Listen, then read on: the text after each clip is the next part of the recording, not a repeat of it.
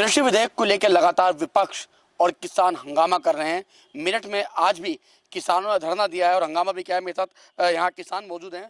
मैं उनसे बातचीत करूंगा और जानूंगा कि आखिर किसान अभी तक जो ये विधेयक है उसका विरोध क्यों कर रहे हैं, जबकि सरकार का ये कहना है कि ये विधेयक किसानों के पक्ष में है। क्या नाम है आपका? राजकुमार सांगवान। राजकुमार जी, क्यों आप लोग इसका लगातार विरोध कर रहे हैं, जबकि सरकार तो कह रही है किसानों के पक्ष में है विधेयक ये? देखिए, ये विधेयक क्या है? ये किसान को बर्बाद करने वाला विधेयक है। सरकार झूठ बोलने का काम कर रही है और किसानों को ठगने का काम कर रही है। पूरे किसान पे, जो देश का किसान है उसके ऊपर कारपोरेट सेक्टर को काबिज करा देने की मंशा सरकार की है। सरकार ने जो ये विधेयक जो सरकार लेके आई है, ये कारपोरेट सेक्टर के लिए लेके आई है, ना कि किसानों के हित में लेके आई है।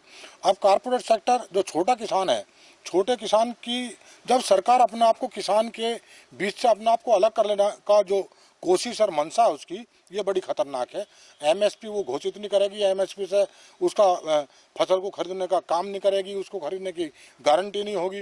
तो फिर तो सीधा सीधा ये कॉर्पोरेट सेक्टर जिसको खुली छूट दे दी है कि वो पूरे देश में अपना कहीं भी कारोबार करे, किसी की फसल को खरीदे और किसी भी दर में खरीदे, उससे बातचीत करके है, और उसके बाद वो इकट्ठा करेगा, फिर अपने सामान को तो वो एमआरपी बेचेगा, उसका रेट वो फिक्स कर देगा। लेकिन किसान का किस रेट में बिकेगा, इसका कोई प्रावधान सरकार ने नहीं किया है। तो इससे ये सीधा सीधा है कि सरकार कारपोरेट सेक्टर के लिए, जो बड़े बड़े घराने हैं हमारे देश के, औद्योगिक घराने हैं, पूंजीपति घराने हैं, उनके लिए सरकार ये सारी काम कर रही है।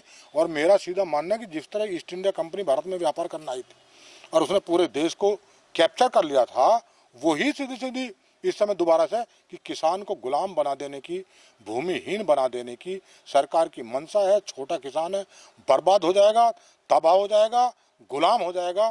सरकार को नीयत साफ करनी चाहिए।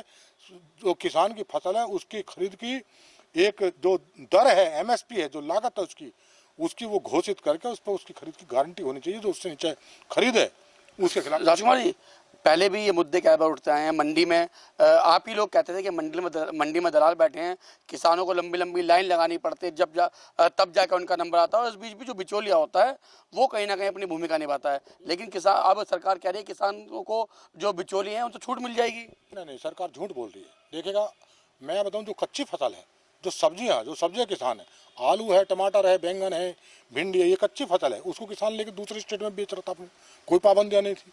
गेहूं धान वगैरह जो अपने राज्य में बेच रहा है, पूरे राज्य में कहीं भी ले जाकर बेच लेता, कोई दिक्कत नहीं थी।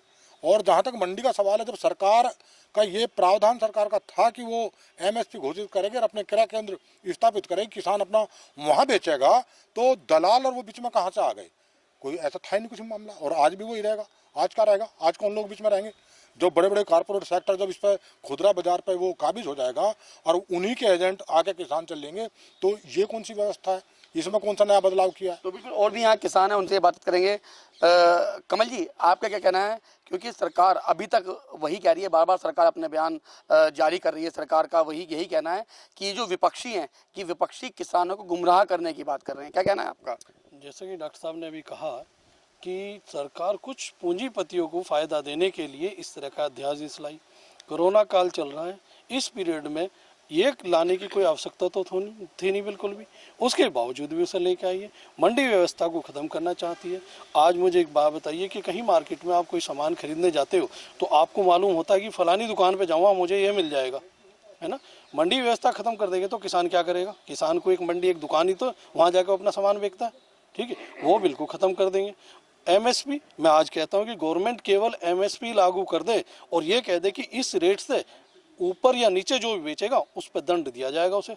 लेकिन सरकार का तो इस पे भी साफ तर्क है। सरकार का कहना है कि अब मंडी में नहीं, आप पूरे देश में कहीं भी अपनी फसल बेच सकते हैं और जो कीमत आप चाहें वो ले सकते हैं। हाँ बिल्कुल ठीक है, सरकार ने कह दिया, लेकिन उससे क्या होगा? बड़े बड़े लोग अपने स्टॉक बना के रख लेंगे, आने वाले टाइम में अपनी मर्जी से उसे बेचेंगे, ठीक है ना। तो ये काम हो जाएगा, तो इसमें तो किसान को कोई फ़ायदा नहीं होने वाला। आज किसान को मैं बताता हूँ कि अगर वो धान की फसल लेकर हरियाणा से लेकर निकल रहे थे, उन्हें रास्ते में रोक कर वापस भेज दिया कि जब अपने राज्य में बेचो, बाहर दिल्ली में नहीं जाओगे या दूसरे राज्य में नहीं जाओगे। तो ये कौन सा कानून है? तो बिल्कुल, छोटे किसानों को कहीं ना कहीं इस बिल से काफ़ी परेशानी होगी, जबकि बड़े किसान कहीं भी लाभ उठा सकते हैं। क्या कहना है आपका इसको लेकर? मेरा कहना ये है कि ये भाजपा की सरकार पूंजीपतियों की सरकार है, किसान से इसका कोई वास्ता नहीं है। मैं आपको थोड़ा सा पीछे ले जाना चाहता हूँ कि श्रद्धेय चौधरी चरण सिंह जी ने एक कानून बनाया था कि जो गन्ना चीनी मिले गन्ने का भुगतान नहीं करेंगी उन्हें सरकार अधिग्रहित कर लेगी।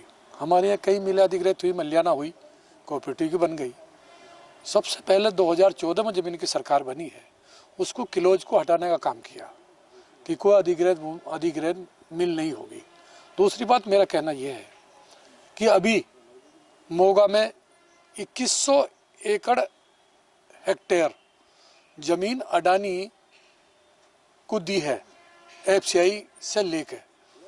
तो ये शुरुआत हो गई है कि देश के बड़े बड़े घराने हैं उनको किसानों की ज़मीन देने की। और जो आपका चौधरी चरण सिंह जी ने जो लड़ाई लड़ी थी, जिस वक्त वो युवा थे, जब नेहरू जी के सामने बोलने की हिम्मत नहीं थी, उन्होंने कोऑपरेटिव सहकारिता खेती का विरोध किया था। आज उसी की तरफ अब सेठों की तरफ किसान तो एक मजदूर बनकर रह जाएगा। मेरा कहना यह है कि अभी मक्की का रेट जो है वो 1835 रुपये है, परंतु क्या खरीद केंद्र हैं? वो 800 रुपये में बंगाल और बिहार में आज मक्का की खेती इतनी चरम सीमा पे है कि वहाँ 800 रुपये का रेट मिल रहा है। खरीद केंद्र बनने चाहिए और एक कानून ये बनना चाहिए कि अगर इससे नीचे को खरीदेगा एमएसपी से, उस पर यह सज़ा मुकर्रर होगी। एक लाइन तो किसान मांग रहे हैं, एक लाइन जोड़ दे अध्यादेश में। और एक चीज़ और मैं कहना चाहूँगा कि इस देश का किसान, इस देश का रोजगार वो खड़ा हो गया है और सरकार मजबूर है कि उसको, अगर उसने ये मांग किसानों की नहीं मांगी तो उससे सत्ता से जाना होगा। और अभी भी बिहार का चुनाव होने वाला है जो इसका एक उदाहरण बनेगा। बिल्कुल तमाम किसानों में रोष है। किसानों का साफ तौर पे कहना है कि किसान इस बिल के जरिए पूंजीपतियों को फायदा करने वाली है और किसान कहीं ना कहीं इस बिल से परेशान है। और किसानों का साफ तौर पे कहना है कि अगर एमएसपी का कानून बना दिया जाए तो किसान बिल्कुल भी परेशान नहीं होगा, क्योंकि एमएसपी से नीचे जो खरीदेगा फसल को, उस पर अगर दंड रख दिया जाएगा तो कहीं ना कहीं किसान को इसका फायदा मिलेगा। मेरठ से राजन के साथ लोकेश टंडन, लाइव टुडे।